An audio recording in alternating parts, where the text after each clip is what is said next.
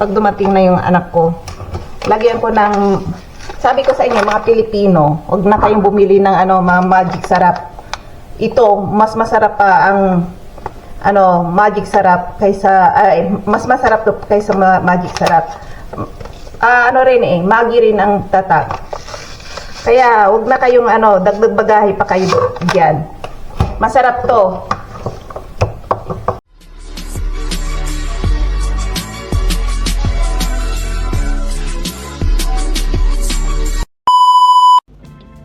Ayan, tuwing umaga, ganyan ang ginagawa ko, naglilinis ako ng bahay. Para bago ako gumala, mag-shopping, mag-grocery, o malinis ng dadatnan kong bahay ko. Ganyan ako araw-araw, naglilinis ako. Ayan, nagmamap, araw-araw. Habang ang asawa ko ay nasa work, anak ko naman na nasa school, maganda yan nasa school para walang kalat. At ako'y para pagdating nila malinis ang bahay at amoy adobo. Mag-aadobo ako mamaya eh. Bumili kasi ako kahapon ng dalawang paa ng manok. Mura lang. It's on sale again. Sa mga budget, nagbabudget diyan, nakatulad ko. Kahit sa groceryhan dito, talamak ang bintahan ng mga on sale. Grabe ako magsabi na talamak, no? Totoo, yung rito, yung lahat ng groceryhan dito, araw-araw, pababaan sila na mga presyo. Kung minsan talaga 50%. Kahit na yung mga damit, 50% nila, kung minsan 80%, 70% ang discount. Napakalaki. Kaya sa mga budget, nagbabudget dyan, nakatulad ko, na nanay. Nako, pista sa inyo yung mga rito, yung mga bilihin dito. Kung minsan, 100 lang na pera mo, marami kang mabibili sa groceryhan. Kasi kung minsan yung tinapay, mabibili mo, tag-piso, tagda-2 piso. Kung minsan, inuunsir nila. Napakamura, tsaka yung mga gulay. Kung minsan yung mga talong, nakakain ko naman yung mga talong. Inuunsir nila. Napakamura. Yun lang naman mga Asia na product na na mabibili yung talong. Walang mga okra rito. Yung mga nandyan na mga halos walang mga exotic food na nabibili. Kaya tiyaga-tiyaga lang muna sa talong, yung mga green beans, Baguio beans. Kaso nga lang frozen. Magtiyaga kayo sa frozen na Baguio beans. May mabibili sa sa groceryan. Frozen na nga lang. Tsaka mga carrots, mayroon naman sa groceryhan. At ayan, diyan ako sa bathroom namin. Shower room yan kasi iba rito ang toilet na iba rin ang shower. Kaya shower room lang naman namin yan. Kita nyo yung daming damit yan na nakasampay. Diyan ko sinasampay kasi may malapit sa heater. Kapag sinampay mo kasi dyan at madaling matuyo. Ayan, sabi ko sa inyo, di ba, iba ang shower room. Yun ang toilet. Diyan ang lagayan ng mga toilet bowl. Toilet bowl, ano ba yun? Toilet dyan. Nandyan yung mga kwintador, electric meter ng kumbasa din Meralco, electric meter ng rito, Czech Republic. Diyan nila nilalagay sa room na yan. Kaya iba. Ayan. Tingnan niyo yung mga nakasampay dyan. Ano yan dyan? Diyan ko nilalagay. Gusto ko na asawa ko yung sampayan na yun, ilagay doon sa labas. Naku, kalat na naman. Sabi ko, may heater dyan. Mas maganda dyan. Kasi madaling matuyo. Doon sa labas. Kalat na nga. Matagal matuyo. Kaya mas maganda, ilagay sa harap ng heater. Kasi yung heater dito, 24 hours na umaandar. Kaso nga lang, masakit sa bulsa sa pagbabayad ng kuryente. Ayan, darating na nga yung electric bill namin sa isang taon. Taon na ng bayad ng electric bill dito. Kung hindi ka makabayad, may balance ka sa kanila, puputulan ka rin. Kung diyan may putol-putol ng mga electric dyan sa Pilipinas, mayroon dito kapag hindi ka nakabayad. Ano yan? Puputulan ka na nila. Kaya kapag binigyan ka ng ultimatum ng pagbabayad, bayaran mo, kundi puputulin nilang kuryente mo.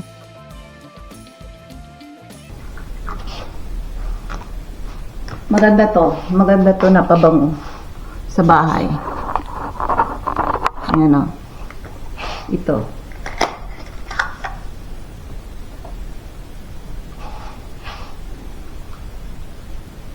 Perfume sa bahay.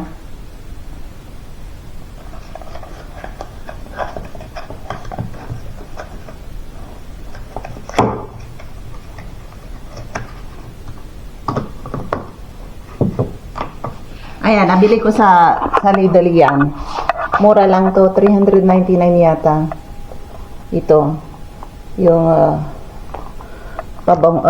ito tag 10 lang to na nabili ko. Ito maganda to. Ayan. Pabango. Maganda yan sa umaga. Ayan, ang sarap ng simoy ng yung sa pagkulong yung bahay mo. Maganda to pag mabango ang bahay. Ayan, para kang nasa hotel kapag ito ang mga ginamit mo.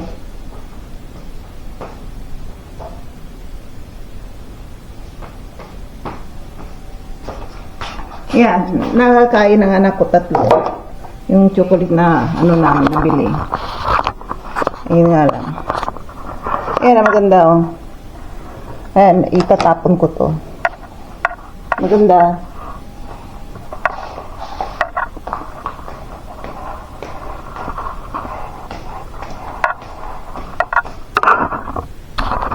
Ayan, itapon ko to. Ayan, patapon na basura na to eh. Lagay ko sa kailangan itapon ko to.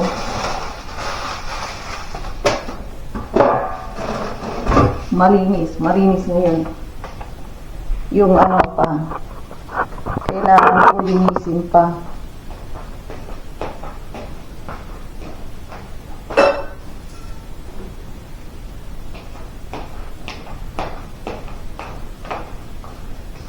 Dito pa kami. Ayan. Ayan, batak ko na mga basura to. Ayan. Ayan, parang nabuhay ang dugo ko sa paglilinis. Kanina naantok ako eh. Ayan. Kasi kapag nakikita ko yung kusina ko, ang kalat, nakakatamad. Hindi ko alam kung anong unahin ko. Eh, mas magandang ko na lang muna. Maglinis ako. Tapos, gagala ako. Hira. Ayan, ganito kami araw-araw sa bahay. Ayan, alisin ko muna yung tubig. Para ayan, malinis na. Kailangan malinis na malinis. Tapos, naka-on yung, perfume sa bahay, oh. Tignan niyo, oh. Tignan niyo. Ayan. Yan. Maganda, no? Ngayon, dito naman tayo sa opisina ng bata. Ayan. Parating nagdadabog yung kapag nagtatalo, eh. Kailangan alisin mga kalat niya.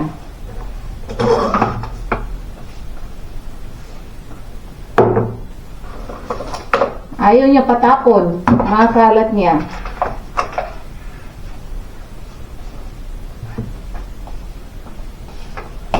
Yan lang naman. Ayan. At doon tayo sa sopa.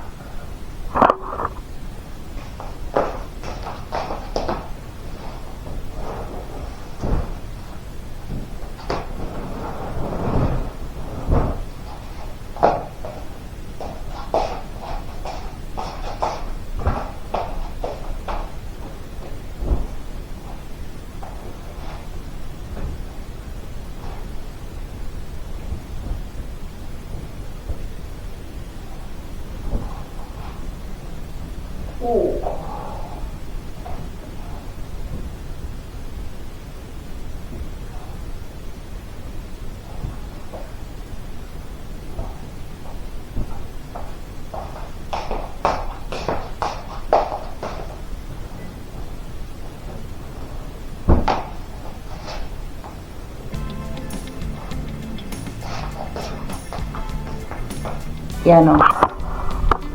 Oh, ang sarap ng simoy ng hangin. Yan. Bango na, mabango na sa sa bahay. Grabe ang bango. Mabango, mabango.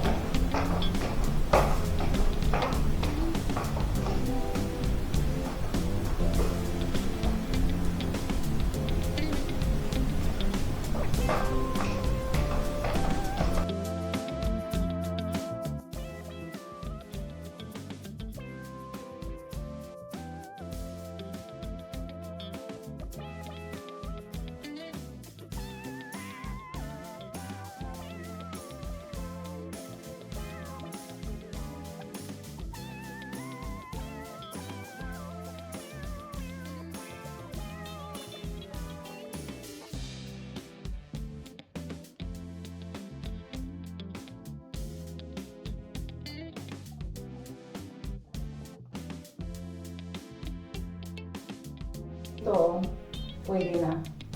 Yung sa washing na alien, pwede na. Ilagay sa loob, isang piraso. Ayan. Ayan. Ganyan lang yan.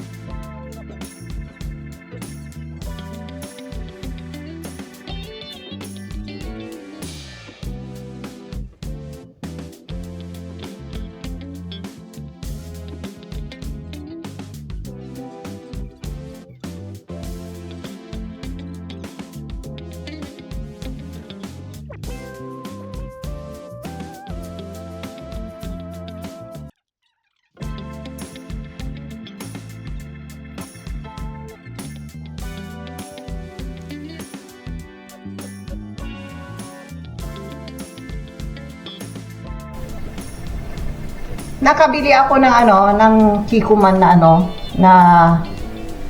na toyo sa Macro. Ayun, gagamitin ko na ngayon. Mura lang to doon. Pero sa grocery ham, alam niyo ba kung magkano Kikuman diyan? Napakamahal. Alam niyo ba yung mga ganitong botelya sa Kikuman, medyo bilog lang ng konti. 150 yata or 120 ang presyo. Napakamahal. Napakalit ha. Ikumpara nyo sa dyan, oh. Kaya kung, sa lahat ng grocery sa Czech, mayroon silang makikuma na maliit doon sa, sa inside ng groceryan. May mga, nagtitinda rin sila ng mga Asian food.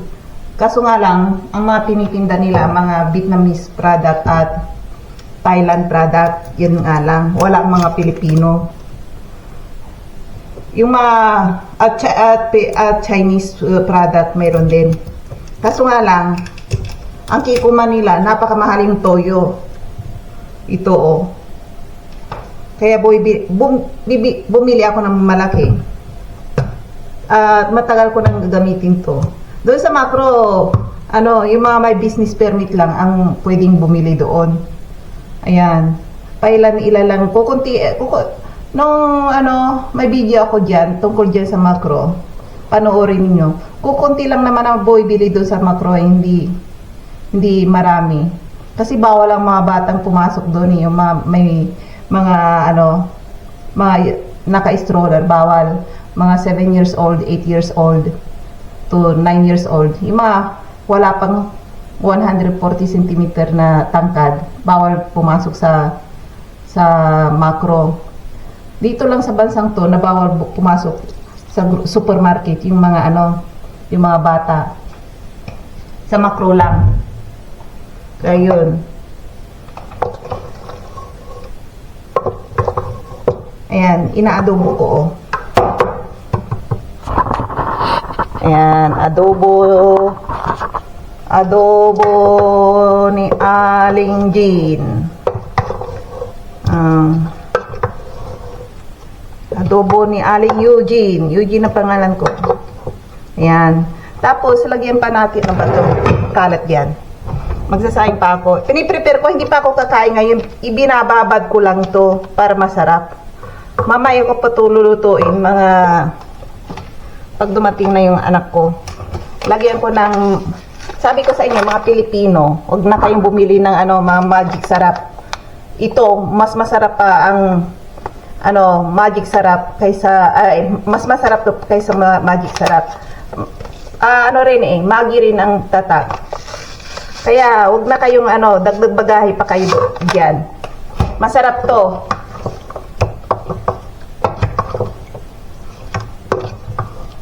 Tsaka yung mga toyo ng Czech, masarap din. Parang mas masarap pa nga yung toyo nila kaysa sa toyo natin.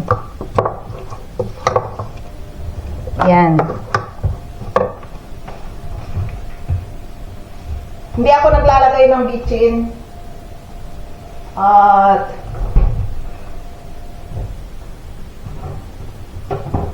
lalagay lang ako ng suka. Alam niyo ba yung mga suka nila? Masarap din yung suka nila. Mura pa. Mga suka nila, paubos na nga ang suka ko eh. Masarap din yung mga suka nila ha. Itong suka nila, mabibili mo lang ng tagti 10 kurun or 7 kurun minsan. Mura. Kaysa bumili kayo sa Philippine product, mauubos yung budget ninyo, tago 100 doon or halos abuti ng magkano ba yung suka doon? 150 yata or hindi ko na alam. Sa groceryhan na lang kayo mag-grocery na pang-adobo ninyo. Yung suka ay maasim din eh. Katulad din ng mas masarap pa nga yung suka nila kaysa sa suka natin.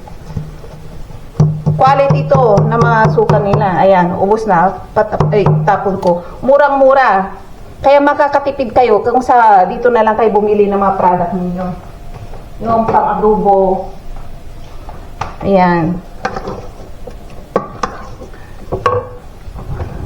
Lagyan natin ng asin. Kunti lang. Baka mamaya mapasubray. Mamaya maglalakad-lakad ako. Makapag-exercise. Ibababad. Ayan, nasa babad na. Mamaya ko natulutuin. Mamaya't maya.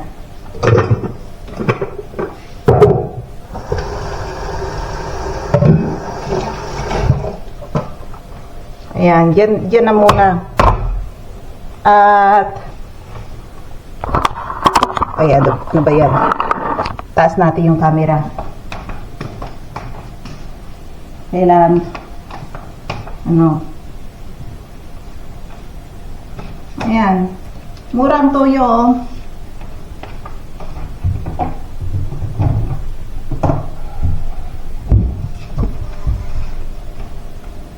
Kaya,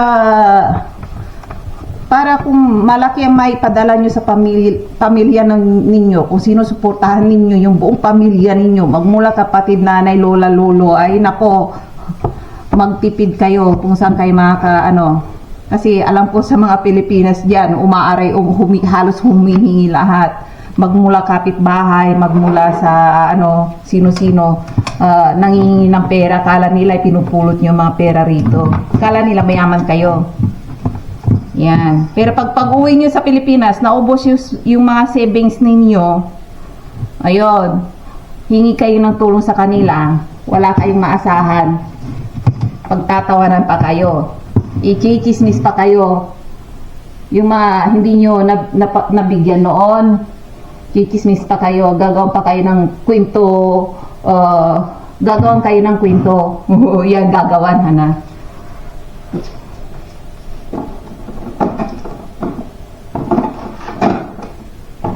Kaya, yan, magtipid kayo. Mahirap kayang kitain ng pera dito sa Czech Republic.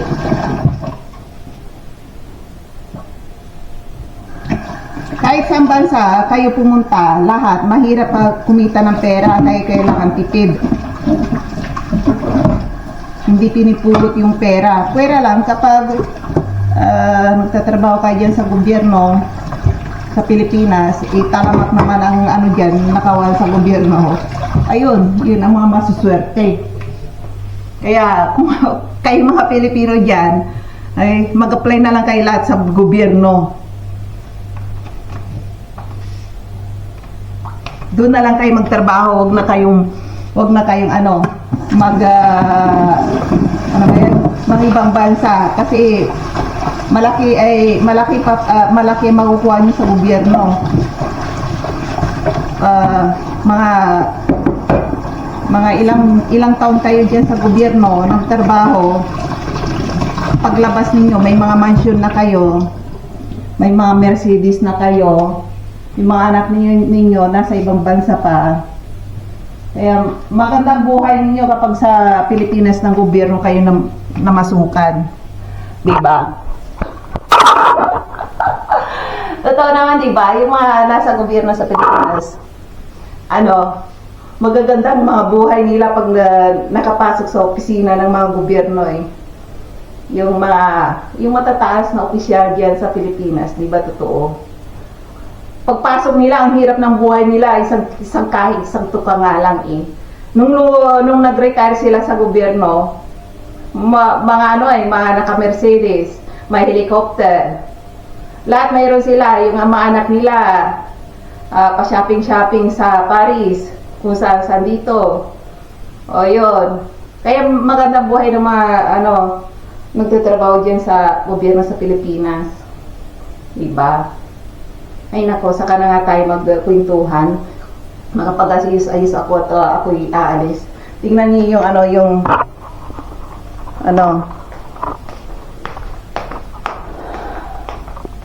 maganda oh. Yung mga halaman ko sa baba, namamatay mga yan eh. Hindi ko alam kung lemon. Kawawa naman yung mga lemon ko. Pero yung isang lemon ko, ayan o, nabubuhay. Laki-laki na nga niya eh. Kailan kaya tumamunga? Magtatatlong taon na to sa amin. Ayan, lumalaki. Kaso nga lang, medyo nakakalbo kasi malamig. Ayan. Pero okay lang, buhay na buhay pa rin. Ayan. Tignan niyo yung ice. Sabi ng asa ko, bukas daw, -11, pero uulan, walang snow, grabe. Manginginig na naman ang mga tao. Kaya tinatamad akong umalis sa bahay kasi napakalamig sa labas. Mangingisay ka sa lamig. Grabe. Ayan, i-check ko yung ano, yung sa toilet, ay sa shower room, yung ano, kung ano na, ayan, umaandar pa rin. Pero yung nasa baba, pangalawang ano na yan, mamaya, magsasalang ulit ako ng 2 beses na ano, na washing. Kasi hindi pwedeng punong-puno yan. Tsaka itim yung ano nasa baba, hindi ko pwedeng ihalo. Ayan, makapag-toothbrush na nga. Toothbrush na tayo. Diyan tayo.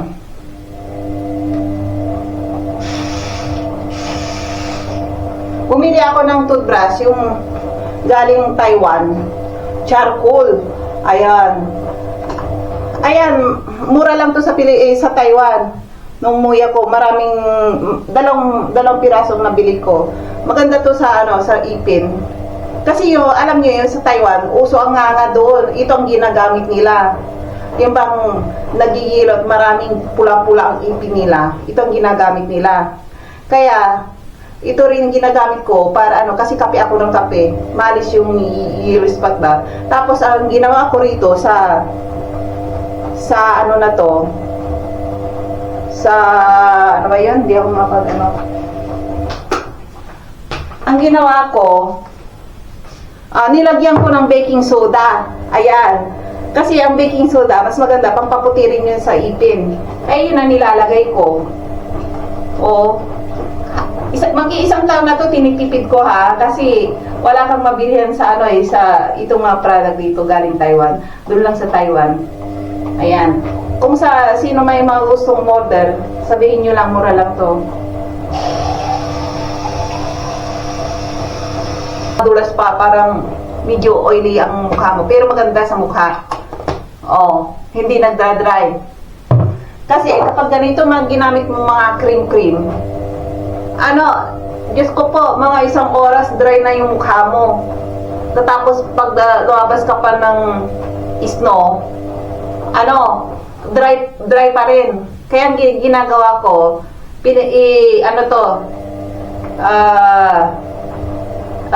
pinapatungan ko ng Vaseline or ganyan lang yan. I-mini-mix ko para hindi dry yung yung mukha. Mas lalo sa dito sa ilalim ng sa nose ba, sa ilong. Pag lumabas ka yan ang unang nagda-dry, tsaka yung mata. Ayan, kasi kung minsan sa lumabas ka sa sobrang lamig, hindi mo naman malayan, tumutulo na yung sipon mo sa super lamig kahit hindi ka naman sinisipon. Tapos maya sa pahid ka ng pahid, o di kaya ganyan ka na ganyan sa ilong mo, nagdra-dry. Kaya itong gamitin ninyo. Mura lang to sa diyan sa butika. Ayan. Ganyan lang yan. Ayan. I-mix niyo, kahit na i-mix niyo rito, okay lang kahit na yung mga vitamin C na sa pampahid, pwede rin. Mas maganda pa nga na ganito. Kasi kapag ito lang nilagay nyo, yung mga vitamin C na ganito sa mukha nyo, dry na dry, kailangan patungan nyo ng ganito. Ayan. Babas na muna tayo. Ayan. At ang gagawin ko is